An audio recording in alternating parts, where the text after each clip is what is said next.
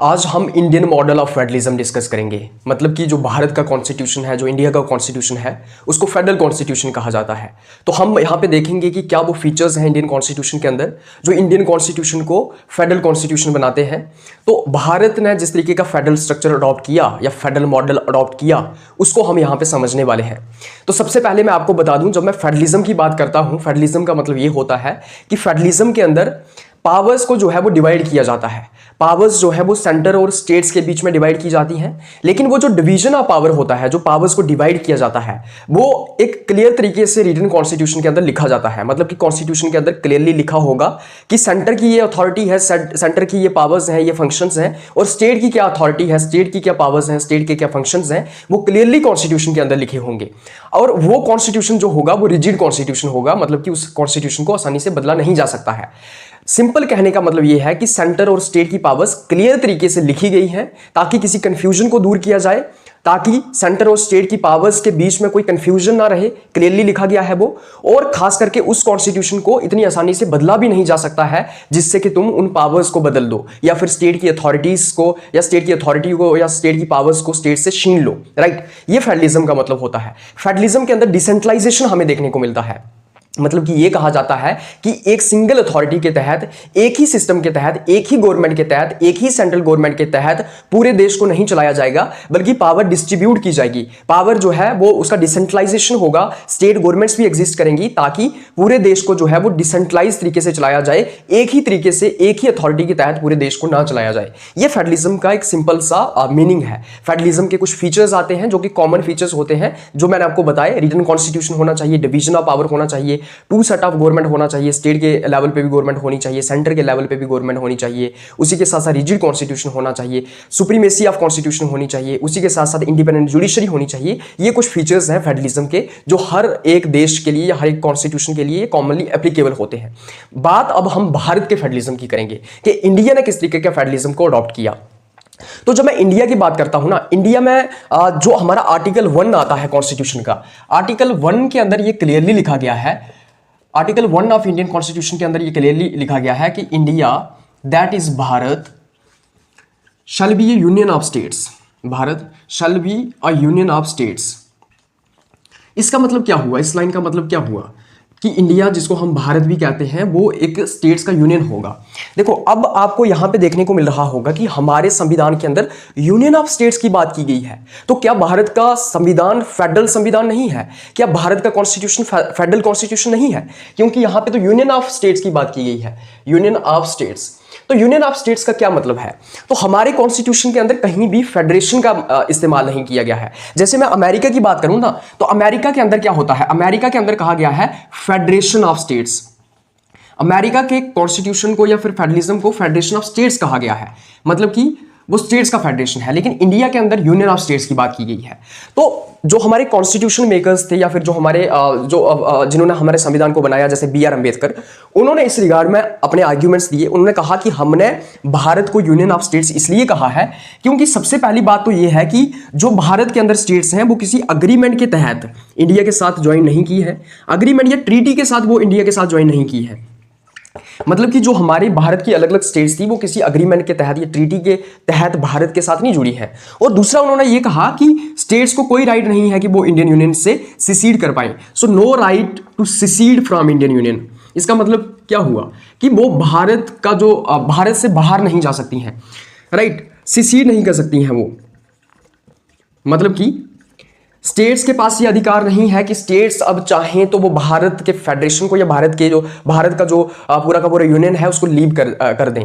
ऐसा नहीं है कि स्टेट्स जो हैं वो इंडिया को छोड़ दें, कल को कहें कि हम आज़ाद हैं, हम इंडिया के साथ नहीं रहना चाहते हैं। जैसे अमेरिका के अंदर क्या होता है, अमेरिका में स्टेट्स चाहें तो वो अमेरिका को छोड़ सकती हैं, लेकिन इंडिया के केस में ऐसा नहीं है। इंडिया के केस में स्टेट्स इंडियन यूनियन से सिसीड नहीं कर सकती हैं, मतलब बाहर नहीं जा सकती हैं, इंडियन यूनियन को छोड़ नहीं सकती हैं। और दूसरा ये कहा जाता है वो क्यों नहीं छोड़ सकती हैं, क्योंकि उनको हमने किसी अग्रीमेंट के तहत या ट्रीटी के तहत भारत के यूनियन के साथ ज्वाइन नहीं किया है। राइट, तो ये इसका आर्ग्यूमेंट दिया गया बी आर अम्बेडकर के द्वारा या कॉन्स्टिट्यूशन मेकर्स के द्वारा कि इसलिए हमने भारत को जो है वो यूनियन ऑफ स्टेट्स कहा है। तो आर्टिकल 1 जो है इंडियन कॉन्स्टिट्यूशन का वो क्लियरली कहता है इंडिया दैट इज भारत, मतलब कि इंडिया जिसको हम भारत भी कहते हैं। तो यहाँ पे दो नामों का जिक्र किया गया है कि इंडिया भी हमारा नाम रहेगा, भारत भी हमारा नाम रहेगा, मतलब कि इंडिया का। और ये जो है वो यूनियन ऑफ स्टेट्स होगा, मतलब कि यूनियन ऑफ स्टेट्स का मतलब ये हुआ कि यहाँ पे स्टेट्स किसी अग्रीमेंट के तहत जो है वो इंडिया के साथ ज्वाइन नहीं की है, और दूसरा स्टेट्स इंडियन यूनियन से बाहर नहीं जा सकती हैं। लेकिन फिर भी हमारा कॉन्स्टिट्यूशन जो है वो फेडरल कॉन्स्टिट्यूशन है। यूनियन ऑफ स्टेट्स का हमने बात की है, यूनियन ऑफ स्टेट्स का हमने जिक्र किया है, लेकिन वो इसलिए किया है क्योंकि स्टेट्स अग्रीमेंट या ट्रीटी के तहत इंडिया के साथ ज्वाइन नहीं की है और इंडिया से वो बाहर नहीं जा सकती हैं। आल्दो स्टिल हमारा कॉन्स्टिट्यूशन जो है वो फेडरल कॉन्स्टिट्यूशन है।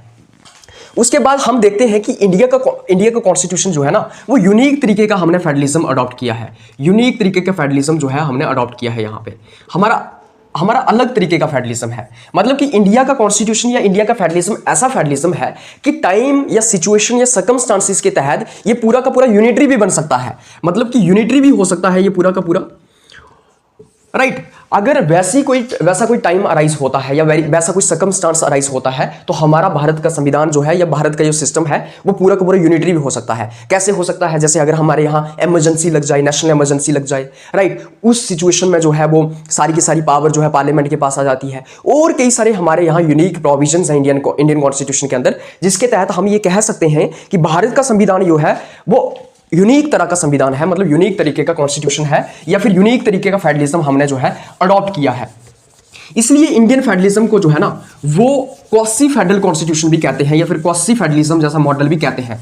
जैसे कि हम देखते हैं कनाडा ने जैसा मॉडल अडॉप्ट किया, वैसा ही सिमिलर उसी तरीके का मॉडल जो है वो हमने भी अडॉप्ट किया है। तो हमारे कॉन्स्टिट्यूशन को जो है वो क्वासी फेडरल कॉन्स्टिट्यूशन भी कहा जाता है, मतलब कि जहां पे सेंटर के पास ज्यादा पावर है, स्टेट्स के पास कम पावर है। वो आपको पता चल जाएगा जैसे ही मैं फीचर्स डिस्कस करूंगा इंडियन कॉन्स्टिट्यूशन के, उसके बाद यूनिटरी फीचर्स को डिस्कस करूंगा, उसके बाद आपको खुद पता चल जाएगा कि भारत का संविधान यूनिटरी कैसे है, मतलब कि क्वासी फेडरल कैसे है, कि सेंटर के पास ज्यादा पावर्स कैसे हैं, या फिर इसको हम सेंटर बाइज्ड फेडरलिज्म भी कहते हैं, जिसमें सेंटर के पास ज्यादा अथॉरिटी है।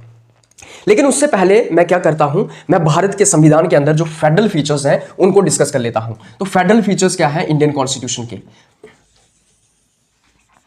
जब मैं federal features of Indian constitution की बात करता हूं उससे पहले मैं आपको एक और बात बता दूं।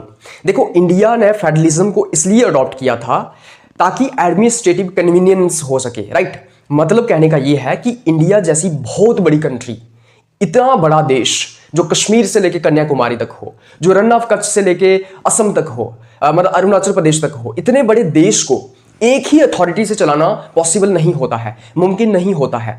सेंट्रल गवर्नमेंट ही पूरे देश को नहीं चला सकती है भाई साहब, बहुत बड़ा देश है हमारा भारत का।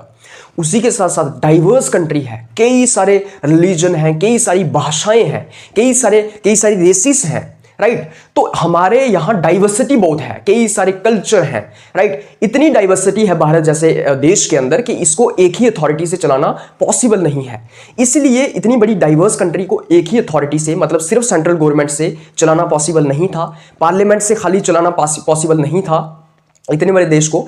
इसलिए हमने पावर को डिस्ट्रीब्यूट करने की कोशिश की, स्टेट्स को बनाया ताकि एडमिनिस्ट्रेटिव कन्वीनियंस हो सके, ताकि रीजनल लेवल पे या स्टेट लेवल पे वहां पे उनकी अपनी गवर्नमेंट हो, उनके कल्चर के हिसाब से, उनकी एडमिनिस्ट्रेशन के हिसाब से, ताकि वो गवर्नमेंट उनको चला सके। जैसे नॉर्थ ईस्ट की अगर मैं बात करूं तो उनका बड़ा यूनिक तरीके का कल्चर है, तो उस यूनिक तरीके का उनका बिहेवियर है या फिर रहन सहन है, तो उनको रूल करने के लिए हमें वहां के रूलर्स ही चाहिए, वहां के लोग जो हैं वही उनको रूल कर सकते हैं। मतलब कि होमोजेनियस तरीके से, एक ही तरीके से हम क्या पूरे भारत को चला सकते हैं? नहीं चला सकते हैं भाई साहब। कहीं पे ट्राइबल्स रहते हैं, कहीं पे किसी का अलग तरीके का कल्चर है। इसलिए तो भारत में इतने दिन से यूनिफॉर्म सिविल कोड नहीं आ पाया। कब से? मतलब कि 1947 से ये कहा जा रहा है कि भारत के अंदर यूनिफॉर्म सिविल कोड आएगा, एक ही तरीके से भारत को चलाया जाएगा। नहीं चलाया जा सकता है, डाइवर्सिटी बहुत है इस देश के अंदर, बहुत बड़ा देश है ये। एक ही तरीके से, एक ही अथॉरिटी के तहत पूरे देश को नहीं चलाया जा सकता है।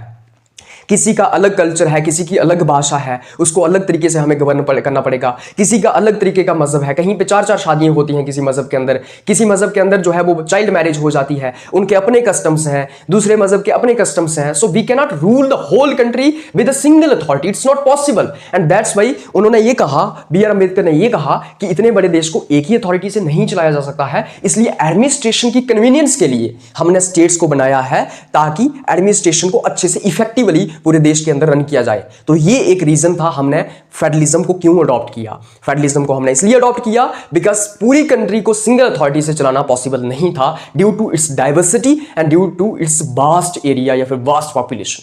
अब हम बात करते हैं फेडरल फीचर्स क्या है इंडियन कॉन्स्टिट्यूशन के। सबसे पहला इंडियन कॉन्स्टिट्यूशन का फेडरल फीचर है रिटन कॉन्स्टिट्यूशन। तो आप सब जानते हैं कि भारत का संविधान जो है वो लिखा हुआ संविधान है। इस चीज को कोई भी इग्नोर नहीं कर सकता है कि भारत का संविधान लिखा हुआ संविधान नहीं है। 2 महीने 11 दिन 18 दिन लग गए, 2 साल 11 महीने और 18 दिन लग गए भारत के संविधान को बनाने के लिए। 1940 से लेकर 1949 तक भारत की संविधान सभा ने बहुत मुश्किल से डेलिब्रेशंस के साथ, एफर्ट्स के साथ भारत के संविधान को बनाया और उसके बाद इंडिया को हमारा कॉन्स्टिट्यूशन मिला।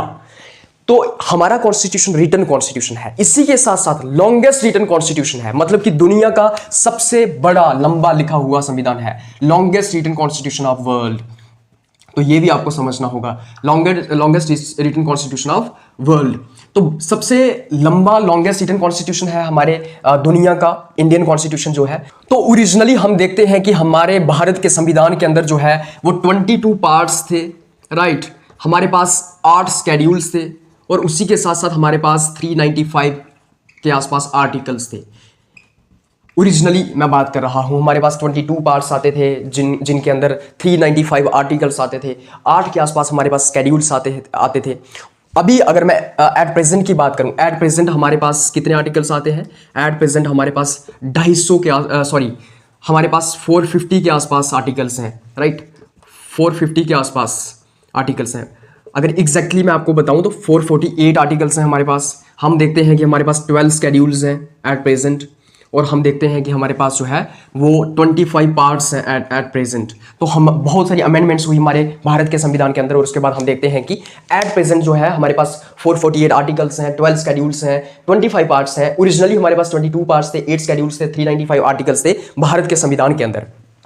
तो हमारे पास रिटन कॉन्स्टिट्यूशन अवेलेबल है, और इसी रिटन कॉन्स्टिट्यूशन के अंदर डिवीजन ऑफ पावर किया गया है। सेंटर की क्या अथॉरिटी है उसको क्लियरली मेंशन किया गया है, स्टेट्स की क्या अथॉरिटी है उसको भी क्लियरली मेंशन किया गया है, ताकि फर्दर हम किसी कंफ्यूजन में ना रहें, मतलब कि कोई कंफ्यूजन अराइज ना हो जाए सेंटर और स्टेट की पावर्स के बीच में। इसलिए पहले से ये मेंशन किया गया है, क्लियरली मेंशन किया गया है, ब्लैक एंड व्हाइट तरीके से ये लिखा गया है कि स्टेट और सेंटर की अथॉरिटी क्या होगी। तो रिटन कॉन्स्टिट्यूशन के अंदर वो क्लियरली मेंशन्ड है कि स्टेट की अथॉरिटी क्या होगी और सेंटर की अथॉरिटी क्या होगी। सो states authority and centre authority या पावर्स आर क्लियरली मेंशन्ड। तो हमारे पास कोई ग्रे एरिया नहीं है, ब्लैक एंड व्हाइट तरीके से ये मेंशन किया गया है टू रिमूव फर्दर कंफ्यूजन। तो कंफ्यूजन को रिमूव करने के लिए हमने ये सब जो है ऑलरेडी मेंशन किया गया है। सेकंड फीचर क्या है इंडियन कॉन्स्टिट्यूशन का? दूसरा फीचर क्या है इंडियन कॉन्स्टिट्यूशन का? तो हम देखते हैं यहां पे सुप्रीमेसी ऑफ कॉन्स्टिट्यूशन है, राइट। Supremacy of constitution. अब सुप्रीमेसी ऑफ कॉन्स्टिट्यूशन का क्या मतलब है? तो यहां से आपको यहां पे वर्ड से ही पता चल रहा होगा कि कॉन्स्टिट्यूशन जो है सुप्रीम है। सुप्रीमेसी है कॉन्स्टिट्यूशन की भारत के अंदर सबसे अगर सुप्रीम लॉ ऑफ लैंड कोई है तो वो कॉन्स्टिट्यूशन है। कॉन्स्टिट्यूशन सबसे सुप्रीम है। स्टेट गवर्नमेंट को भी, सेंट्रल गवर्नमेंट को भी कॉन्स्टिट्यूशन के अकॉर्डिंगली काम करना है। हर एक अथॉरिटी को भारत के अंदर कॉन्स्टिट्यूशन के हिसाब से काम करना है। हर एक इंसान को कॉन्स्टिट्यूशन के हिसाब से चलना है। सेंट्रल गवर्नमेंट कॉन्स्टिट्यूशन के प्रोविजंस को ओवरराइड नहीं कर सकती है, स्टेट गवर्नमेंट्स कॉन्स्टिट्यूशन को वायलेट नहीं कर सकती हैं। हर कुछ संविधान के तहत होगा। संविधान चलाएगा इस देश को। इस देश को कोई राजा नहीं चलाएगा, इस देश को कोई इंसान नहीं चलाएगा, बल्कि संविधान चलाएगा इस देश को। यार एक्चुअली हुआ क्या कि मैं आपको यहां तक पढ़ा चुका था, रिजिड कॉन्स्टिट्यूशन तक मैं एक्सप्लेन कर चुका था, लेकिन बीच में किसी ने कॉल कर दी है तो मैंने अभी देखा कि वीडियो बंद हो गई थी। तो अभी हमें इसको दोबारा से स्टार्ट करना पड़ेगा। तो मैंने आपको क्या कहा, हमारा कॉन्स्टिट्यूशन जो है सुप्रीम है, सुप्रीमेसी है कॉन्स्टिट्यूशन की। मतलब कि सेंट्रल गवर्नमेंट या स्टेट गवर्नमेंट का कोई भी अगर कोई कानून बनाएगी, central government and state governments must need to confirm constitution. तो सेंट्रल गवर्नमेंट को और स्टेट गवर्नमेंट को कॉन्स्टिट्यूशन को कन्फर्म करना पड़ेगा। मतलब कि कोई ऐसा लॉ या कानून सेंटर या स्टेट गवर्नमेंट्स नहीं बना सकती हैं जो कि कॉन्स्टिट्यूशन को वायलेट करता हो। अब आप लिंकेज समझना, यहाँ पे लिंक समझना। सुप्रीमेसी ऑफ कॉन्स्टिट्यूशन और रिटन कॉन्स्टिट्यूशन के अंदर लिंक समझना और फेडरलिज्म के कॉन्टेक्स्ट में इसका लिंक समझना। जब मैं सुप्रीमेसी ऑफ कॉन्स्टिट्यूशन की बात करता हूं तो यहां पे ये कहा जाता है कि भारत जो है वो संविधान के तहत चलेगा। तो भारत जो है संविधान के तहत चलेगा, संविधान के प्रोविजंस को कोई वायलेट नहीं कर सकता है, हर कोई संविधान के नीचे है। इसीलिए जो डिवीजन ऑफ पावर है, डिवीजन ऑफ पावर जो संविधान के अंदर मेंशन की गई है, उसको कोई वायलेट नहीं कर सकता है। क्योंकि हमारे यहां सुप्रीमेसी ऑफ कॉन्स्टिट्यूशन है, इसलिए जो डिवीजन ऑफ पावर है, जैसे संविधान ने मेंशन किया है कि सेंटर की क्या अथॉरिटी होगी, स्टेट की क्या अथॉरिटी होगी, सेंटर की क्या पावर्स होंगी, स्टेट की क्या पावर्स होंगी, उसी हिसाब से सेंटर और स्टेट काम करेंगे, क्योंकि कॉन्स्टिट्यूशन की सुप्रीमेसी है। उन डिवीजन ऑफ पावर को कोई अफेक्ट नहीं कर सकता है। जो संविधान ने कहा है वैसे ही होगा। तो संविधान ने क्या कहा है कि स्टेट की अथॉरिटी क्या है, सेंटर की अथॉरिटी क्या है, संविधान ने पहले से ही मेंशन कर लिया है, राइट। तो सुप्रीमेसी ऑफ कॉन्स्टिट्यूशन है। थर्ड हम देखते हैं कि रिजिड कॉन्स्टिट्यूशन है हमारे पास। तो भारत का संविधान जो है ना वो रिजिड है, उसको इतनी आसानी से बदला नहीं जा सकता है। लेकिन हमारे यहां ब्लेंड है रिजिडिटी और फ्लेक्सिबिलिटी का, मतलब कि भारत का संविधान रिजिड भी है, फ्लेक्सिबल भी है। रिजिड की अगर मैं बात करूं तो उसको इतनी आसानी से बदला नहीं जा सकता है, और फ्लेक्सिबल की मैं बात करूं तो उसको जो है आसानी से बदला जा सकता है।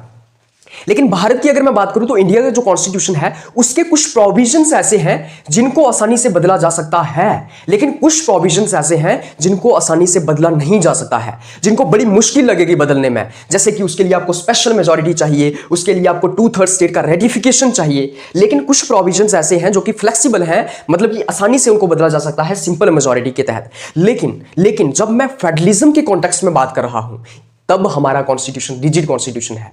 मतलब कि मैंने यहां पे रिजिड कॉन्स्टिट्यूशन क्यों लिखा है, क्योंकि फेडरलिज्म के कॉन्टेक्स्ट में हमारा कॉन्स्टिट्यूशन रिजिड कॉन्स्टिट्यूशन है।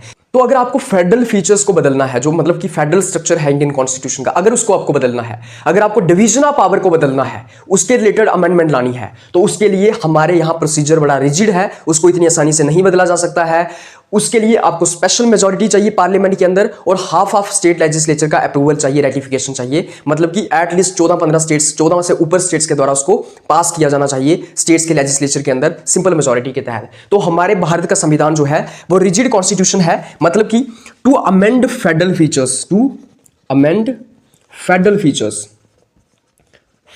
फीचर्स, अगर आपको फेडरल फीचर्स को बदलना है, जिसके अंदर हम देखते हैं डिवीजन ऑफ पावर आता है। जैसे डिवीजन ऑफ पावर हो गया ना, मान लो डिवीजन ऑफ पावर के रिलेटेड तुमने कोई अमेंडमेंट लानी है जो कि हमारे फेडरल फीचर को अफेक्ट करता हो, उसके रिलेटेड अगर तुम्हें कोई अमेंडमेंट लानी है तो उसको उसके लिए आपको क्या चाहिए, स्पेशल मेजॉरिटी चाहिए पार्लियामेंट के अंदर, special majority in parliament, special majority चाहिए पार्लियामेंट के अंदर। मतलब कि 2/3 मेंबर्स के द्वारा उसको सपोर्ट करना चाहिए, plus more than half of state, more than half of state legislatures ratification। इसका मतलब ये हुआ कि एटलीस्ट 14 स्टेट्स के द्वारा भी उस अमेंडमेंट को पास किया जाना चाहिए, रेटिफाई किया जाना चाहिए सिंपल मेजॉरिटी के तहत। सो स्टेट्स के अंदर जो है सिंपल मेजॉरिटी चाहिए और पार्लियामेंट के अंदर जो है वो स्पेशल मेजॉरिटी चाहिए।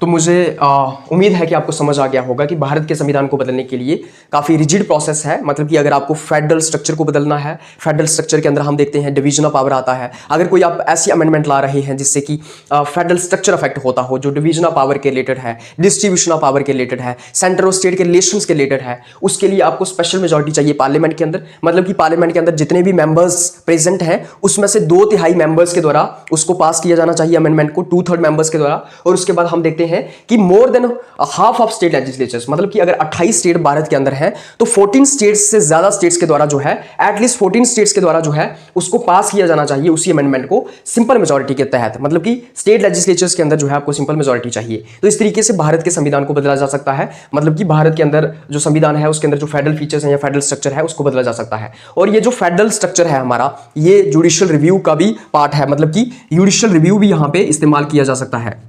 मतलब कि जुडिशरी जो है इसको रिव्यू कर सकती है।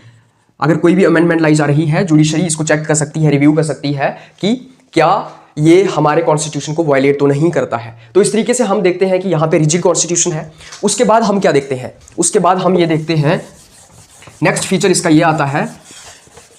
जब मैं नेक्स्ट 4th फीचर की बात करूँ तो इसके अंदर आता है डुअल पॉलिटी। डुअल पॉलिटी का क्या मतलब हुआ कि हमारे भारत के अंदर two set of government exist करती है। टू सेट ऑफ गवर्नमेंट अगर मैं कहूँ तो इसका मतलब ये हुआ कि सेंटर और स्टेट के अंदर हमारे पास दो तरीके की गवर्नमेंट है, तो डुअल पॉलिटी यहाँ पे है। डुअल पॉलिटी का क्या मतलब हुआ? डुअल पॉलिटी का ये मतलब हुआ कि हमारे यहाँ सेंटर गवर्नमेंट है और हमारे यहाँ स्टेट गवर्नमेंट है, स्टेट गवर्नमेंट है, राइट। तो हमारे पास डुअल पॉलिटी है, मतलब टू सेट ऑफ गवर्नमेंट्स है, टू सेट ऑफ गवर्नमेंट। हमारे यहाँ सेंट्रल गवर्नमेंट होती है। सेंट्रल गवर्नमेंट जो है वो नेशनल इंटरेस्ट से रिलेटेड जितने भी सब्जेक्ट्स हैं उसके ऊपर कानून बनाती है, जैसे फॉरेन पॉलिसी हो गया, कम्युनिकेशन हो गया, टेलीकम्युनिकेशन हो गया, डिफेंस हो गया। इन सब चीज़ों के रिलेटेड जो national interest important national interest से रिलेटेड मुद्दे हैं, इशूज़ हैं, उनके रिलेटेड जो है वो उनके ऊपर जो है सेंट्रल गवर्नमेंट कानून बनाती है। उसके बाद स्टेट गवर्नमेंट जो है वो लोकल मैटर्स के ऊपर कानून बनाती है। तो इस तरीके से हम देखते हैं कि two set of governments India के अंदर है।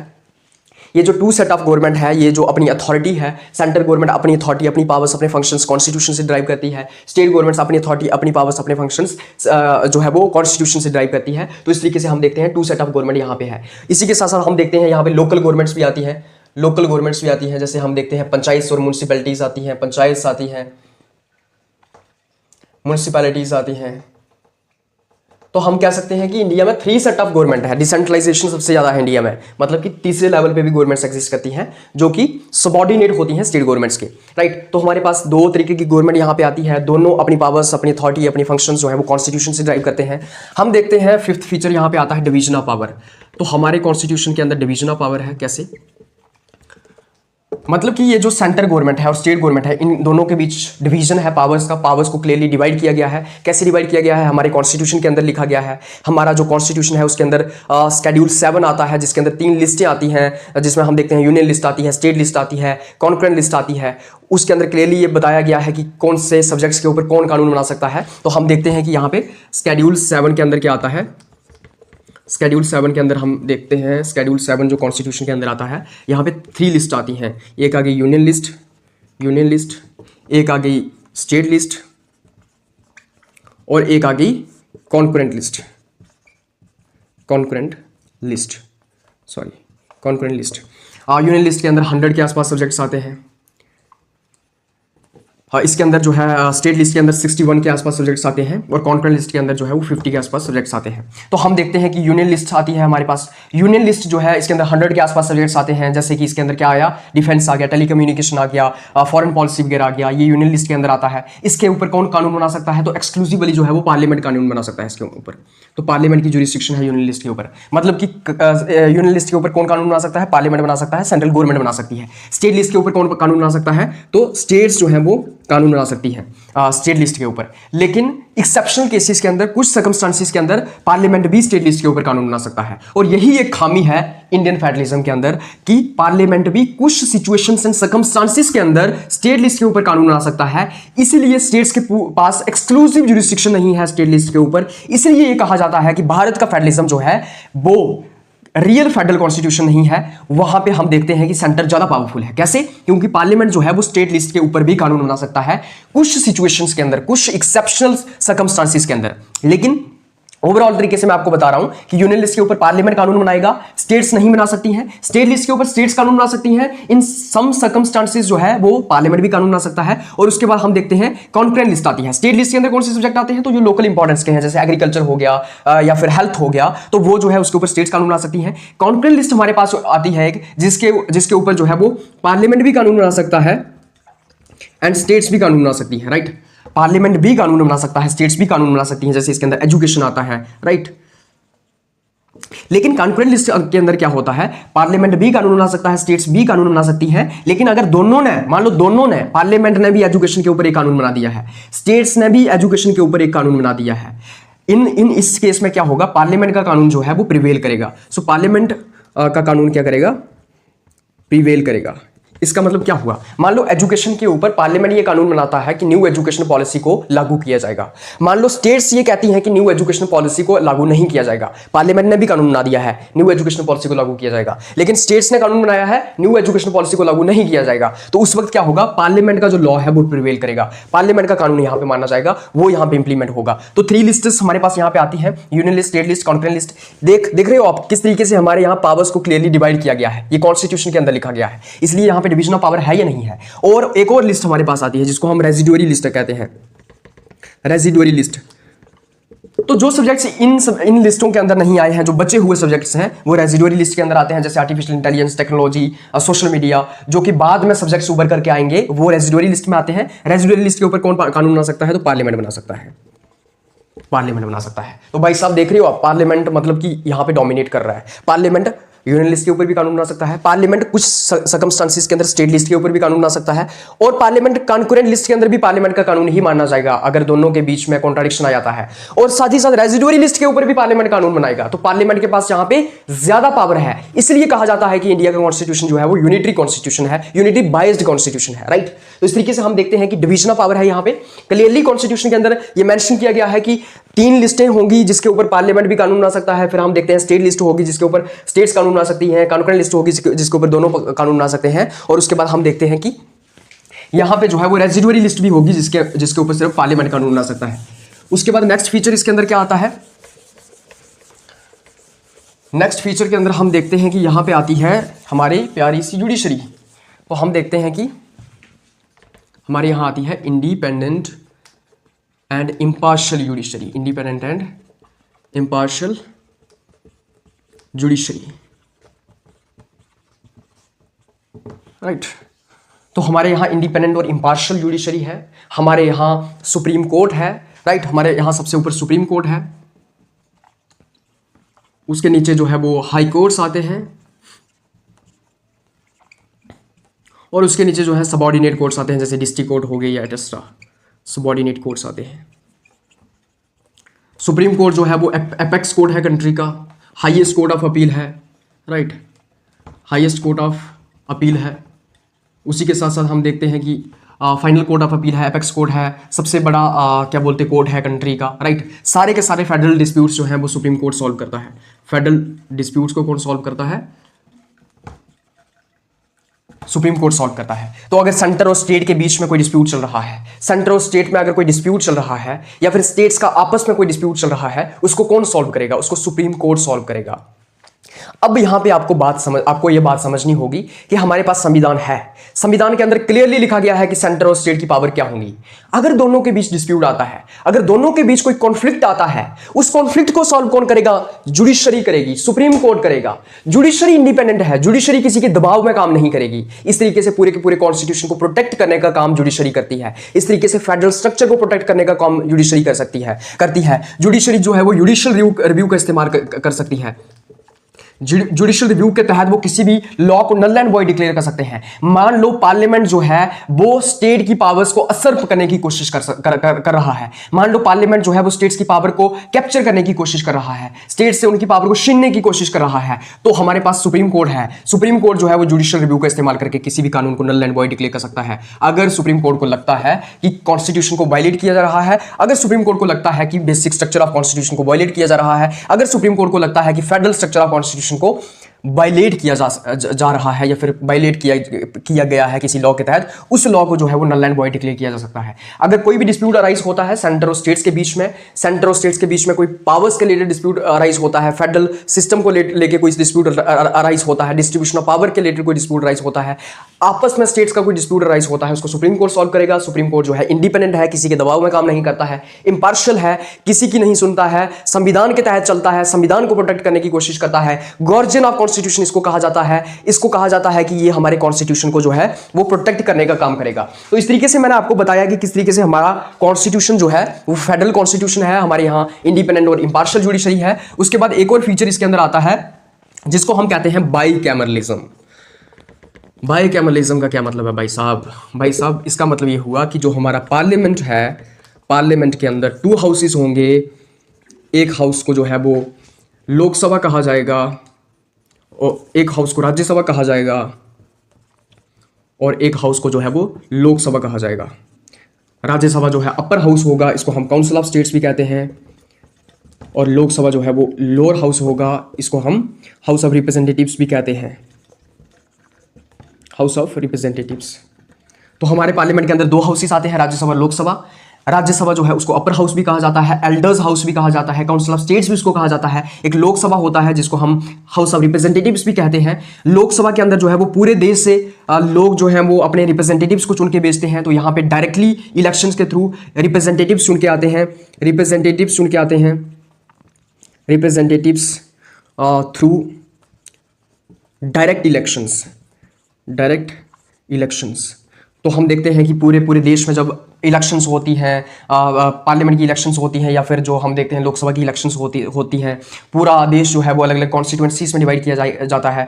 पूरे देश में से अलग अलग एमपीज चुन के आते हैं। जैसे हमारी कॉन्स्टिट्यूंसी से यहाँ से डॉक्टर जितेंद्र सिंह चुन के गए हैं, जम्मू से जुगल किशोर चुन के गए हैं। उसी के साथ साथ हम देखते हैं कश्मीर से इंजीनियर राशिद चुन के गए हैं, मियाँ नाम है उसका कुछ यार, वो चुन के गया है उधर से कश्मीर से। एक और है कौन, क्या बोलते, कांग्रेस का नाम है उसका कुछ, सॉरी नेशनल कॉन्फ्रेंस का एक बंदा है, वो वहाँ से चुन के गया है, आगा सैयद रहुल्ला जिसका नाम है। तो हम देखते हैं कि 5 लोग जम्मू कश्मीर से एमपी चुन के गए हैं लोकसभा के अंदर। तो इस तरीके से देखते हैं हम कि लोकसभा के अंदर डायरेक्टली इलेक्शंस के थ्रू जो है वो रिप्रेजेंटेटिव चुन के जाते हैं। राज्यसभा के अंदर जो है वो स्टेट्स अपने रिप्रेजेंटेटिव्स को चुन के भेजती हैं। तो स्टेट्स को जो है रिप्रेजेंटेशन मिली है राज्यसभा के अंदर प्रोपोर्शनल रिप्रेजेंटेशन के थ्रू, या फिर पॉपुलेशन के हिसाब से जो है वो स्टेट्स के अंदर रिप्रेजेंटेशन मिली है। किसको? इसके राज्यसभा के अंदर रिप्रेजेंटेशन मिली है स्टेट्स को। तो राज्यसभा के अंदर कौन चुन के जाता है? स्टेट्स में से जो है वो लोग चुन के जाते हैं, मतलब कि स्टेट्स में से एमएलएज जो है वो राज्यसभा के अंदर मेंबर्स को चुन के भेजते हैं, राइट। तो स्टेट्स में से लोग जो है वो राज्यसभा के अंदर भेजे जाते हैं। जिस स्टेट की ज़्यादा पॉपुलेशन होगी उस स्टेट में से ज़्यादा राज्यसभा के अंदर लोग जाएंगे, जिस स्टेट की कम पॉपुलेशन होगी उसमें से कम लोग चुन के जाएंगे। तो ऐसा नहीं है जैसा कि अमेरिका में होता है कि इक्वल रिप्रेजेंटेशन है सीनेट के अंदर हर एक स्टेट की। जैसे अमेरिका के अंदर 50 स्टेट्स हैं तो हर एक स्टेट में से 2-2 मेंबर चुन के जाते हैं सीनेट के अंदर। इंडिया में ऐसा नहीं है। इंडिया में यूपी के अंदर सबसे ज़्यादा पॉपुलेशन है तो यूपी से सबसे ज़्यादा लोग चुन के जाते हैं राज्यसभा के अंदर। हम देखते हैं कि गोवा के अंदर सबसे ज़्यादा कम पॉपुलेशन है, हम सबसे कम पॉपुलेशन है तो वहाँ पे गोवा में से कम लोग चुन के जाते हैं, सिक्किम में से कम लोग चुन के जाते हैं, एक ही एमपी चुन के जाता है राज्यसभा के अंदर। तो पॉपुलेशन के हिसाब से जो है वो राज्यसभा के अंदर स्टेट्स को रिप्रेजेंटेशन मिला हुआ है, स्टेट्स में से लोग चुन के जाते हैं। तो इस तरीके से हम देखते हैं कि ये हमारे कॉन्स्टिट्यूशन के अंदर, इंडियन कॉन्स्टिट्यूशन के अंदर फेडरल फीचर्स हैं, मतलब कि हमारे संविधान के अंदर फेडरल फीचर्स जो है हमने डिस्कस कर लिए हैं। तो यहाँ पे आपको पता चल गया होगा कि हमारा कॉन्स्टिट्यूशन जो है वो फेडरल कॉन्स्टिट्यूशन है। लेकिन अब बारी आती है ये बताने की आपको कि हमारे संविधान के अंदर कुछ ऐसे फीचर्स भी हैं जो हमारे संविधान को यूनिक बनाते हैं, या फिर हमारे संविधान को जो है वो सेंट्रल बाइज्ड कॉन्स्टिट्यूशन बनाते हैं, सेंट्रल बाइज्ड फेडरलिज्म बनाते हैं, या हमारे संविधान को क्वासी फेडरल कॉन्स्टिट्यूशन बनाते हैं, मतलब कि सेंटर के पास ज़्यादा पावर है। कैसे हमें ये पता चल रहा है कि सेंटर के पास ज़्यादा पावर है, सेंटर ज़्यादा पावरफुल है, यहाँ पे यूनिटरी तरीके का सिस्टम है, वो मैं आपको बताता हूँ अलग अलग फीचर्स को डिस्कस करके।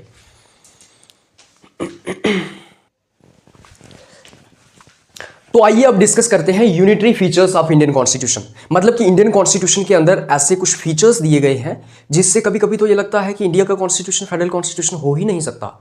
ये तो सीधा सीधा सामने दिख रहा है कि ये यूनिटरी कॉन्स्टिट्यूशन है। ये तो सामने दिख रहा है यहाँ पे सेंटर के पास सबसे ज़्यादा पावर है। यहाँ पे तो सामने दिख रहा है कि स्टेट्स की कोई औकात नहीं है सेंटर के सामने। तो अमेरिका की तरह हमारा कॉन्स्टिट्यूशन पूरे तरीके से फेडरल कॉन्स्टिट्यूशन नहीं है। इसलिए शक है इंडियन फेडरलिज्म के ऊपर कई सारे थिंकर्स को कि क्या इंडिया का फेडरलिज्म सच में फेडरलिज्म है, क्या इंडिया का कॉन्स्टिट्यूशन सच में फेडरल कॉन्स्टिट्यूशन है। इसलिए इसको क्वासी फेडरल कॉन्स्टिट्यूशन कहा जाता है या फिर यूनिटरी बाइज्ड कॉन्स्टिट्यूशन कहा जाता है। केसी बियर ने कहा है कि इंडिया का कॉन्स्टिट्यूशन जो है वो क्वासी फेडरल कॉन्स्टिट्यूशन है। तो केसी बियर जो कि एक पॉलिटिकल थिंकर हैं या फिर जो फेडरलिज्म की स्टडी करते हैं, उन्होंने कहा है कि इंडिया का कॉन्स्टिट्यूशन जो है वो क्वासी फेडरल कॉन्स्टिट्यूशन है। मतलब कि हमें देखने को लगता है कि ये कॉन्स्टिट्यूशन जो है वो फेडरल कॉन्स्टिट्यूशन है, लेकिन ये असल में है कौन सा? यूनिटरी कॉन्स्टिट्यूशन है। तो सबसे पहले अगर मैं unitary features of Indian constitution की बात करूं, सबसे पहले यहां पे आता है आर्टिकल 3। आर्टिकल 3 के अंदर क्या आता है भाई साहब? आर्टिकल 3 के अंदर आता है name, area and boundary of states can be changed by parliament without the consent of states, without the consent of states। देख रहे हो यहां पे क्या लिखा है? आर्टिकल 3 के अंदर ये लिखा है कि किसी भी स्टेट का नाम, एरिया या बाउंड्री बदली जा सकती है पार्लियामेंट के द्वारा बिना स्टेट से पूछे हुए। समझ रहे हो? मतलब कि स्टेट की तुम बाउंड्री ही बदल रहे हो, स्टेट का तुम एरिया ही बदल रहे हो, स्टेट का तुम नाम भी चेंज कर सकते हो बिना स्टेट से पूछे हुए। तो पार्लियामेंट चाहे तो यूपी और बिहार को मर्ज कर सकता है, पार्लियामेंट चाहे तो दिल्ली और गुजरात और महाराष्ट्र को एक ही स्टेट बना सकता है, पार्लियामेंट अगर चाहे तो महाराष्ट्र को 2 हिस्सों में डिवाइड कर सकता है। तो भाई स्टेट्स की यहां पे क्या औकात बच गई, जब स्टेट का तुम नेम भी चेंज कर सकते हो, एरिया भी चेंज कर सकते हो, बाउंड्री भी चेंज कर सकते हो बिना स्टेट से पूछे हुए, तो यहां पे स्टेट की क्या ही औकात रह जाती है। जैसे मैं आपको बताऊं तो पहले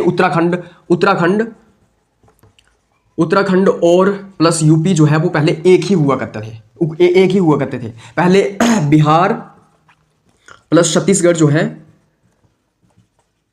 वो एक ही हुआ करते थे, पहले आंध्र प्रदेश प्लस तेलंगाना जो है वो एक ही हुआ करते थे। इन सभी को डिवाइड कर दिया किसके द्वारा? पार्लियामेंट के द्वारा, right.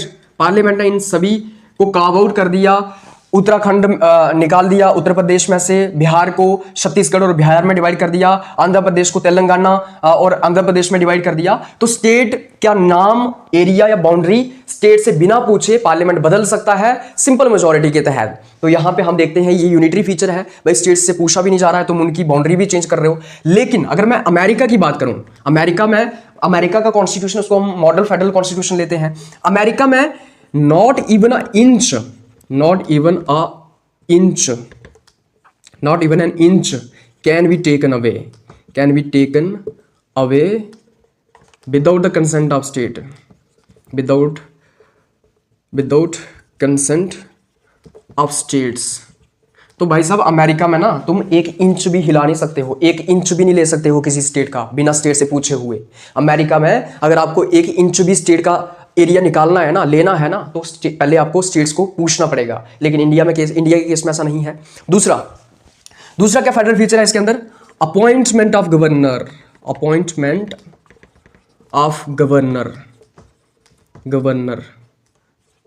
Under article 155।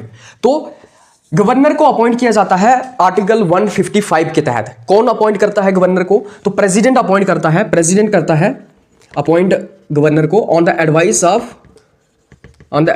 Of council of ministers. तो जो सरकार कहेगी, सरकार के कहने पे प्रेसिडेंट गवर्नर को अपॉइंट करता है स्टेट्स के अंदर। अब ये जो भाई साहब गवर्नर होगा ना, ये जो गवर्नर होगा जिसको सेंट्रल गवर्नमेंट ने अपॉइंट किया है, कि ये तो प्रेसिडेंट ने है, लेकिन प्रेसिडेंट को बोला किसने? तो काउंसिल ऑफ मिनिस्टर्स ने बोला, मतलब कि सरकार ने बोला, सेंटर की सरकार ने, कि आप गवर्नर को अपॉइंट कर दो। अब ये जो गवर्नर है ना, ये सेंट्रल गवर्नमेंट का एजेंट होगा। सेंट्रल गवर्नमेंट कोई अपना बंदा भेजती है स्टेट के अंदर। अब ये जो गवर्नर है ना भाई साहब, ये गवर्नर क्या करता है? अब स्टेट के अंदर इंटरफेरेंस करता है। अब ये सेंट्रल गवर्नमेंट के जो मोटिव्स हैं उनको अचीव करने की कोशिश करता है स्टेट्स के अंदर। ये वीटो पावर्स यूज कर देता है, राइट। वीटो पावर्स यूज कर देता है बिल्स के ऊपर, वीटो पावर्स यूज कर देता है। वीटो पावर्स से क्या करता है? अगर किसी स्टेट की लेजिस्लेचर ने कोई बिल पास किया है तो उस बिल के ऊपर वीटो पावर यूज कर देगा, उसको जो है पास ही नहीं होने देगा, इंटरफेरेंस करेगा, सेंट्रल गवर्नमेंट की बात मानेगा, सेंट्रल गवर्नमेंट का एजेंट होगा। तो ये जो गवर्नर है ना, गवर्नर की काफी इंटरफेरेंस रहती है स्टेट गवर्नमेंट्स के अंदर, और स्टेट गवर्नमेंट को गवर्नर काम ही नहीं करने देता है। उन्होंने अपने लेजिस्लेचर में कोई बिल पास किया, गवर्नर ने वीटो कर दिया, गवर्नर ने उसको पास ही नहीं होने दिया, गवर्नर ने उसको जो है वो रिजर्व कर दिया प्रेसिडेंट के लिए, गवर्नर ने उसको जो है होल्ड कर दिया। तो गवर्नर भाई साहब इतनी इंटरफेरेंस करता है स्टेट्स के अंदर, स्टेट्स को काम ही नहीं करने देता है गवर्नर। और इसलिए बार बार इंडिया के अंदर गवर्नर की इस पोजीशन के ऊपर बार बार सवाल उठे हैं कि गवर्नर की पोजीशन जो है वो अनजस्टिफाइड है इंडियन फेडरलिज्म के अंदर। गवर्नर के ऊपर काफी कंट्रोवर्सी रही है, गवर्नर और सीएम की कभी बनती नहीं है, गवर्नर और चीफ मिनिस्टर की कभी बनती ही नहीं है। अगर आपकी सरकार सेंटर में अलग सरकार है, स्टेट में अलग सरकार है, तो सेंटर की सरकार स्टेट की सरकार को काम ही नहीं करने देती है। मान लो सेंटर के अंदर बीजेपी की सरकार चल रही है, लेकिन स्टेट के अंदर हम देखते हैं कि हिमाचल प्रदेश के अंदर कांग्रेस की सरकार चल रही है, सुक्खू की सरकार चल रही है, तो सेंट्रल गवर्नमेंट स्टेट गवर्नमेंट को काम ही नहीं करने देती है। वो अलग बात है कि सेंटर के अंदर भी बीजेपी की सरकार है, स्टेट के अंदर भी बीजेपी की सरकार है, तो उनका तो फिर आपस में तो अच्छा रहता है संबंध। लेकिन अगर स्टेट में दूसरी पार्टी की सरकार है तो ये गवर्नर जो है ना काम ही नहीं करने देता है स्टेट्स को। तो ये गवर्नर जो है वो सेंट्रल एजेंट की तरह काम करता है, गवर्नमेंट का एजेंट बनता है ये, मतलब कि सेंट्रल गवर्नमेंट का एजेंट बनके स्टेट्स को काम नहीं करने देता है। वो बिल पास करते हैं, ये उसके ऊपर वीटो कर देता है। तो इस पोजीशन के ऊपर भी बड़ी कंट्रोवर्सी रही है। लेकिन अमेरिका में ऐसा नहीं होता है भाई साहब, अमेरिका में ऐसा नहीं होता है। अमेरिका में अलग सिस्टम है। अमेरिका के अंदर गवर्नर को डायरेक्टली इलेक्ट किया जाता है, directly elected by people of states. समझ रहे हो? अमेरिका के अंदर क्या होता है, गवर्नर जो है वो लोगों के द्वारा चुना जाता है, मतलब कि जिस स्टेट के अंदर गवर्नर होगा ना उसको उस स्टेट के लोग चुनेंगे। वहां पे सेंटर के द्वारा अपॉइंट नहीं किया जाता है गवर्नर को। गवर्नर को जो है अमेरिका के अंदर लोग चुनते हैं, उस स्टेट के लोग जिस स्टेट में वो गवर्नर काम कर रहा है उस स्टेट के लोग जो है वो गवर्नर को अमेरिका में चुनेंगे। तो ये एक क्या है, ये एक जो है वो यूनिटरी फीचर है इंडियन कॉन्स्टिट्यूशन के अंदर। उसके बाद थर्ड हम इसके अंदर देखते हैं appoint presence of all India services, presence of all India services. तो हमारे भारत के अंदर ऑल इंडिया सर्विसेज अवेलेबल है। आपको पता है ऑल इंडिया सर्विसेज क्या होती हैं? ऑल इंडिया सर्विसेज के अंदर हम देखते हैं आईएएस अफसर आते हैं, आईपीएस अफसर आते हैं, आईएएस अफसर आते हैं, आईपीएस आते हैं, इंडियन फॉरेस्ट सर्विस आती है। ये सब जो है वो ऑल इंडिया सर्विसेज है। अब ये जो ऑल इंडिया सर्विसेज है ना, ये जो आईएएस अफसर हैं, आईपीएस अफसर हैं, ठीक है, इनको रिक्रूट कौन करता है? Recruited bye centre, recruited bye centre. इनको ट्रेनिंग कौन देता है? ट्रेनिंग जो है ट्रेन्ड बाय सेंटर। ये डिसिप्लिनरी कंट्रोल किसके डिसिप्लिनरी कंट्रोल में रहते हैं? तो under disciplinary control of centre. मतलब कि इनको अगर रिमूव करना है, इनको सस्पेंड करना है या इनको हटाना है तो कौन हटा सकता है? सिर्फ और सिर्फ सेंटर ही हटा सकता है। लेकिन ये काम कहां करते हैं? ये they work in states, maximum they work under state government.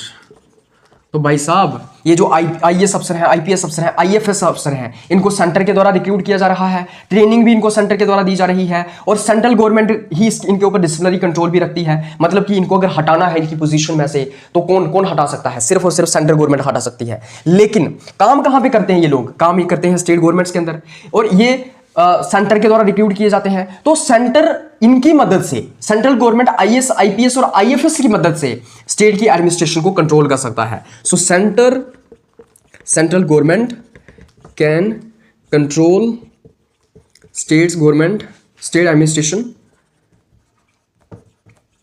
With the help of IAS, IPS, IFS. समझ रहे हो? ये है सारा मतलब कहानी का कि इन लोगों की मदद से जो है आईएएस, आईपीएस और आईएफएस लोगों की मदद से जो है वो सेंटर क्या कर सकता है? स्टेट गवर्नमेंट की एडमिनिस्ट्रेशन को क्या कर सकता है? कंट्रोल कर सकता है। क्योंकि ये ज़्यादातर किसकी सुनेंगे? सेंटर की सुनेंगे। सेंटर ने इनको ट्रेनिंग दी है, सेंटर ने रिक्रूट किया है, सेंटर ही इनको निकाल भी सकता है सर्विस में से। स्टेट गवर्नमेंट इनको क्या कर सकती है? स्टेट गवर्नमेंट ज़्यादा से ज़्यादा थोड़े से टाइम के लिए सस्पेंड कर सकती है और कुछ नहीं कर सकती स्टेट गवर्नमेंट। तो इनका इस्तेमाल करके भी स्टेट गवर्नमेंट की एडमिनिस्ट्रेशन को जो है वो कंट्रोल करती है सेंट्रल गवर्नमेंट। उसी के साथ साथ हम देखते हैं appointment of knew all India service, appointment of या फिर creation of knew all India service. All India service को अब मैं AIS के तहत लिख रहा हूँ, मतलब शॉर्ट फॉर्म में लिख रहा हूँ, अंडर आर्टिकल 312। अब आर्टिकल 312 के तहत नई ऑल इंडिया सर्विस बनाई जा सकती है। नई ऑल इंडिया सर्विस को कैसे बनाया जाएगा? अगर Rajya Sabha, if Rajya Sabha passes a resolution that it is in national interest to create one or more all India service with 2/3 members present and voting। इसका मतलब क्या हुआ भाई साहब? इसका मतलब ये हुआ कि अगर नई ऑल इंडिया सर्विस बनानी है, अगर जैसे आईएएस है, आईपीएस है, आईएफएस है, इंडियन फॉरेस्ट सर्विस, इसमें से हम देखते हैं कि अगर ऐसी ही कोई एक और नई ऑल इंडिया सर्विस बनानी है तो उसको कौन बना सकता है? उसको बना सकता है पार्लियामेंट। कैसे? आर्टिकल 312 के तहत। कैसे बनाई जाती है? अगर राज्यसभा एक रेजोल्यूशन पास करती है जिसमें राज्यसभा को लगता है कि हमें एक नई ऑल इंडिया सर्विस बनानी चाहिए, एक या एक से ज्यादा ऑल इंडिया सर्विस बनानी चाहिए क्योंकि ये नेशनल इंटरेस्ट में रहेगा, और अगर राज्यसभा के अंदर 2/3 मेंबर्स उस रेजोल्यूशन को पास कर देते हैं तो उसके बाद क्या होगा? पार्लियामेंट क्या कर सकता है? Parliament can create knew all India service, can create knew all India service. देख लो, नई अगर ऑल इंडिया सर्विस बनानी है तो वो भी पार्लियामेंट बना सकता है, और ऑल इंडिया सर्विस से जो है वो स्टेट की एडमिनिस्ट्रेशन को जो है वो पार्लियामेंट कंट्रोल कर सकता है। उसके बाद क्या है भाई साहब? उसके बाद मैं आपको बताता हूं। उसके बाद यहां पे आता है common election commission. Common election commission का क्या मतलब हुआ?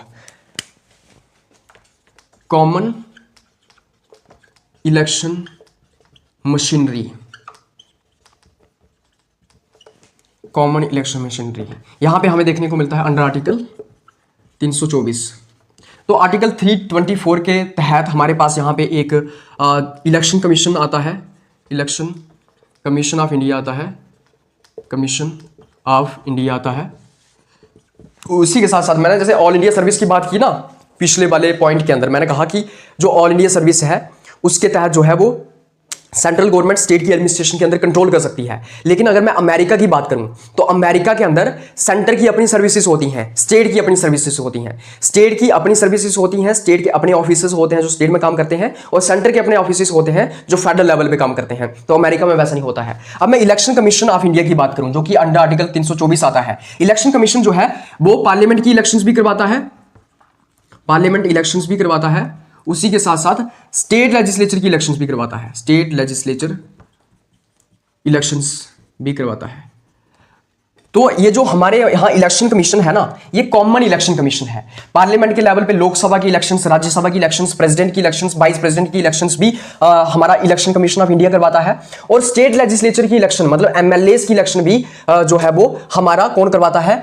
इलेक्शन कमीशन ऑफ इंडिया करवाता है। इलेक्शन कमीशन ऑफ इंडिया जो है एक ही बॉडी है जो स्टेट के अंदर इलेक्शंस भी करवाएगी और सेंटर के अंदर इलेक्शंस भी करवाएगी। लेकिन अमेरिका में ऐसा नहीं होता है। अमेरिका के अंदर, यूएसए के अंदर जो है वो सेंटर के लिए इलेक्शंस करवाने के लिए और स्टेट के लिए इलेक्शंस करवाने के लिए सेपरेट इलेक्शन मशीनरी है, मतलब कि separate election machinery, separate election machinery मतलब कि सेंटर और स्टेट का अपना अपना इलेक्शन कमीशन होगा। स्टेट में इलेक्शंस करवाने के लिए स्टेट का अपना इलेक्शन कमिश्नर है, सेंटर में इलेक्शन करवाने के लिए सेंटर का अपना इलेक्शन कमीशन है, स्टेट में अगर इलेक्शंस करवानी होंगी तो स्टेट का अपना इलेक्शन कमीशन होगा। लेकिन इंडिया के अंदर ऐसा नहीं होता है। इंडिया के अंदर सेंटर और स्टेट्स के अंदर इलेक्शन करवाने के लिए हमारे यहाँ कॉमन इलेक्शन कमीशन है जो कि अंडर आर्टिकल 324 आता है।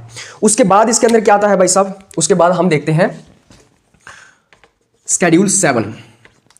शेड्यूल 7, शेड्यूल 7 के अंदर क्या होता है? हम देखते हैं कि हमारी जो स्टेट लिस्ट है, स्टेट लिस्ट जो है ना हमारी, इसके अंदर जो है एक्सेप्शनल सर्कमस्टांसिस के अंदर, एक्सेप्शनल सर्कमस्टांसिस के अंदर सेंटर भी लेजिस्लेट कर सकता है। किसके ऊपर? स्टेट लिस्ट के ऊपर। तो भाई साहब स्टेट लिस्ट के ऊपर जो है, स्टेट लिस्ट के ऊपर सिर्फ स्टेट ही कानून नहीं बना सकती है, कुछ एक्सेप्शनल सर्कमस्टांसिस के अंदर सेंटर भी कानून बना सकता है। जैसे कि आर्टिकल 249 आ गया, उसके बाद 250 आ गया, उसके बाद हम देखते हैं 252 आ गया, उसके बाद 253 आ गया, उसके बाद 356 आ गया, उसके बाद जो है वो 352 आ गया। उसके बाद हम देखते हैं कि और क्या आता है। ये जो आर्टिकल्स हैं इन सिचुएशंस के अंदर जो है वो कौन स्टेट लिस्ट के ऊपर जो है वो पार्लियामेंट भी कानून बना सकता है। जैसे आर्टिकल 249 की अगर मैं बात करूं, आर्टिकल 249 के अंदर क्या आता है कि अगर राज्यसभा को लगता है कि ये नेशनल इंटरेस्ट में है कि पार्लियामेंट को एक सब्जेक्ट के ऊपर जो है या एक से ज़्यादा सब्जेक्ट के ऊपर कानून बनाना चाहिए और राज्यसभा उसको 2/3 मेंबर्स प्रेजेंट और वोटिंग के साथ सपोर्ट करती है तो पार्लियामेंट कानून बना सकता है। आर्टिकल 250 के अंदर आता है कि नेशनल इमरजेंसी के दौरान जो है वो पार्लियामेंट किसी भी स्टेट सब्जेक्ट के ऊपर कानून बना सकता है। आर्टिकल 252 के अंदर आता है, आर्टिकल 252 के अंदर ये आता है कि अगर 2 या 2 से ज़्यादा स्टेट्स जो हैं वो पार्लियामेंट को रिक्वेस्ट करती हैं कि पार्लियामेंट को उनके स्टेट सब्जेक्ट के ऊपर जुरिस्डिक्शन लेनी चाहिए तो पार्लियामेंट ले सकता है। आर्टिकल 253 के अंदर ये आता है कि अगर आपको कोई नेशनल इंटरनेशनल ट्रीटी जो है साइन करवानी है उसके लिए अगर आपको लगता है कि स्टेट लिस्ट के ऊपर कानून बनाना चाहिए तो आप बना सकते हो। आर्टिकल 356 के अंदर ये आता है कि जब प्रेसिडेंट रूल लगा होगा किसी एक स्टेट के अंदर तो उस वक्त भी पार्लियामेंट जो है वो स्टेट्स लिस्ट के ऊपर कानून बना सकता है। आर्टिकल 352 के अंदर आता है कि नेशनल इमरजेंसी के दौरान जो है वो कानून बना सकता है पार्लियामेंट किसके ऊपर? स्टेट लिस्ट के ऊपर। तो स्टेट लिस्ट के ऊपर आपको बेसिकली थोड़ा थोड़ा याद रखना है, ऊपर से याद रखना है क्या कि स्टेट लिस्ट के ऊपर एक्सेप्शनल सर्कमस्टांसिस के अंदर जो है वो पार्लियामेंट भी कानून बना सकता है। तो ये एक इसका फीचर है, कौन सा? Unitary feature. उसके बाद इसके अंदर क्या आता है? अभी तो बहुत कुछ आएगा भाई। उसके बाद इसके अंदर आता है 6 आता है इसके अंदर सिंगल कॉन्स्टिट्यूशन। तो स्टेट और सेंटर के लिए हमारे पास सिंगल कॉन्स्टिट्यूशन है जिसको कॉन्स्टिट्यूशन ऑफ इंडिया कहा जाता है। कॉन्स्टिट्यूशन ऑफ इंडिया, ये स्टेट्स के लिए भी यही कॉन्स्टिट्यूशन है, सेंटर के लिए भी यही कॉन्स्टिट्यूशन है। एक्सेप्शन क्या थी इसमें? एक्सेप्शन ये थी कि 2000 एक्सेप्शन टिल 2019 जेएनके का अपना कॉन्स्टिट्यूशन हुआ करता था, राइट। लेकिन जैसे ही एब्रोगेशन ऑफ 370 हुआ तो जेएनके कॉन्स्टिट्यूशन भी खत्म हो गया। सो बेसिकली कहने का मतलब यही है कि हमारे देश के अंदर एक ही संविधान है, स्टेट्स के लिए भी वही संविधान है, सेंटर के लिए भी वही संविधान है, हर किसी के लिए एक ही संविधान है इस देश के अंदर, that is constitution of India, which was adopted on 26th of November 1949 and was implemented on 26th of January 1950, right? So यहाँ पे ये कहा जा रहा है that India has only single constitution, only one constitution. But यहाँ पे exception क्या थी that 2019 तक स्टेट का भी अपना कॉन्स्टिट्यूशन हुआ करता था, जैसे जम्मू एंड कश्मीर का अपना कॉन्स्टिट्यूशन हुआ करता था। लेकिन 2019 में after the abrogation of article 370 ये सिस्टम भी खत्म हो गया।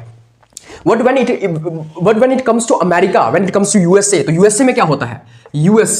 यूएसए में स्टेट्स का भी अपना कॉन्स्टिट्यूशन है, स्टेट का अपना कॉन्स्टिट्यूशन है, सेंटर का अपना कॉन्स्टिट्यूशन है, राइट। स्टेट ओन कॉन्स्टिट्यूशन, तो सेंटर स्टेट्स का अपना कॉन्स्टिट्यूशन है यूएसए के अंदर, स्टेट्स अपने संविधान के तहत चलती हैं, सेंटर अपने संविधान के तहत चलता है। उसके बाद इसके अंदर क्या आता है, सिंगल सिटीजनशिप आती है, single citizenship.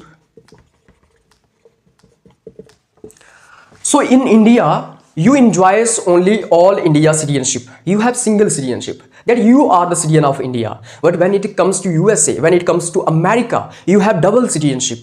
You are the citizen of California as well as you are the citizen of whole America, right? So you enjoys double citizenship in America. But when it comes to India, you enjoys only single citizenship. यार दोबारा से वही दिक्कत हो गई, किसी का call आ गया था और वीडियो कट गई थी और मैंने यहाँ तक पढ़ा दिया है। लेकिन फिर से मैं आपको बता देता हूँ सिंगल सिटीजनशिप क्या होती है। सिंगल सिटीजनशिप के अंदर हम देखते हैं कि अमेरिका के अंदर दो तरह की सिटीजनशिप मिलती है। आप कैलिफोर्निया के नागरिक भी हैं और अमेरिका के ओवरऑल तरीके से नागरिक भी हैं। लेकिन इंडिया के अंदर आपके पास सिर्फ ऑल इंडिया सिटीजनशिप है, मतलब आप सिर्फ भारत के नागरिक हैं, ऑल इंडिया सिटीजनशिप, ठीक है। तो आप सिर्फ इंडिया के नागरिक हैं, आपके पास दो तरह की सिटीजनशिप नहीं है। उसके बाद 8th इसके अंदर क्या आता है, no equal representation to states in Rajya Sabha. So Rajya Sabha के अंदर स्टेट्स को इक्वली रिप्रेजेंट नहीं किया गया है।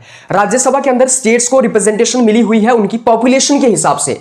जिस स्टेट की सबसे ज्यादा पॉपुलेशन है वहां से ज्यादा लोग चुन के जाएंगे राज्यसभा के अंदर, और जिस स्टेट की कम पॉपुलेशन है वहां से कम लोग चुन के जाएंगे राज्यसभा के अंदर। जैसे कि मैंने यहां पे लिखा है राज्यसभा के अंदर स्टेट्स का जो है पॉपुलेशन के हिसाब से रिप्रेजेंटेशन होता है। उत्तर प्रदेश जैसी बड़ी स्टेट से सबसे ज्यादा राज्यसभा के अंदर लोग चुन के जाएंगे और सिक्किम जैसी छोटी स्टेट से सबसे कम लोग राज्यसभा के अंदर चुन के जाएंगे। But when it comes to America, American states have equal representation in Rajya Sabha. That every American state send 2 members to American senate, मतलब कि अमेरिका का जो सीनेट है वहां पे हर एक स्टेट 2 मेंबर्स भेजती है। हर एक स्टेट जो है इरिस्पेक्टिव ऑफ देयर पॉपुलेशन, वो हर एक स्टेट अपने 2 मेंबर्स जो है वो राज्यसभा उस पे सीनेट के अंदर भेजती है। जो अमेरिका के अंदर राज्यसभा है, मतलब उनका जो सीनेट हाउस है, वहां पे पॉपुलेशन जो है मैटर नहीं करती है। कैलिफोर्निया जैसी बड़ी स्टेट और रोड आइलैंड जैसी छोटी स्टेट दोनों 2-2 मेंबर्स ही राज्यसभा के अंदर भेजते हैं। तो ये एक यूनिटरी फीचर है किसका, इंडियन कॉन्स्टिट्यूशन का। और इसके अंदर क्या आता है, तो ये और इसके अंदर हम देखते हैं कि हमारे पास इंटीग्रेटेड ऑडिट मशीनरी आती है, दैट पूरा सेंटर का और स्टेट का जो ऑडिटिंग होती है या जो पैसे का लेन देन हिसाब होता है वो एक कॉमन सिस्टम के तहत रखा जाता है। और कई सारे फीचर हैं unitary feature of Indian constitution के, जो यहाँ पे डिस्कस करना पॉसिबल नहीं होगा इतना, लेकिन फिर भी मैंने ओवरऑल तरीके से आपको बता दिया है कि इंडिया के कॉन्स्टिट्यूशन के अंदर फेडरल फीचर्स क्या है और यूनिटरी फीचर्स क्या है। तो हम देखते हैं कि इंडिया का फेडरलिज्म एक यूनिक तरीके का फेडरलिज्म है। केसी वेयर ने यह कहा है कि इंडिया का फेडरलिज्म जो है वो क्वासी फेडरल फेडरलिज्म है, क्वासी फेडरल कॉन्स्टिट्यूशन है इंडिया का। यहाँ पे कई सारे यूनिटरी फीचर्स हैं। इमरजेंसी के दौरान या फिर ऐसे एक्सेप्शनल सर्कमस्टांसेस के दौरान इंडिया का फेडरलिज्म या फिर इंडिया का कॉन्स्टिट्यूशन पूरी तरीके से यूनिटरी हो सकता है according to the time and circumstances, right. तो इंडिया के फेडरलिज्म के अंदर हम देखते हैं कि सेंटर के पास ज्यादा पावर्स हैं, जो हमने यहाँ पे यूनिटरी फीचर्स के अंदर डिस्कस भी कर लिया है। हमने अपना मॉडल जो है वो कनाडा के मॉडल से डिराइव किया है, हमने अमेरिकन मॉडल से अपना मॉडल डिराइव नहीं किया है फेडरलिज्म का। हम कैनेडियन मॉडल से और कैनेडियन मॉडल और इंडियन मॉडल सिमिलर हैं। सो इस तरीके से ओवरऑल तरीके से हम इंडियन फेडरलिज्म को यहाँ पे डिस्कस करते हैं। आई नो दैट ये वीडियो बहुत लंबी हो गई, लेकिन फिर भी इंडिया का फेडरलिज्म था तो इंडिया के फेडरलिज्म को हमें डिटेल तरीके से पढ़ना ही था, क्योंकि इंडिया की बात हो रही है यहाँ पे, इंडियन फेडरलिज्म की बात हो रही है। तो आज के इस लेक्चर में बस इतना ही, मिलेंगे आपके साथ नेक्स्ट लेक्चर में। अगर आपको इस लेक्चर का PDF चाहिए तो आप इस वीडियो की डिस्क्रिप्शन में जा सकते हैं, वहाँ पे टेलीग्राम चैनल का लिंक दिया होगा, वहाँ से आप टेलीग्राम चैनल ज्वाइन कर सकते हैं, आपको PDF मिल जाएगा। बहुत बहुत धन्यवाद।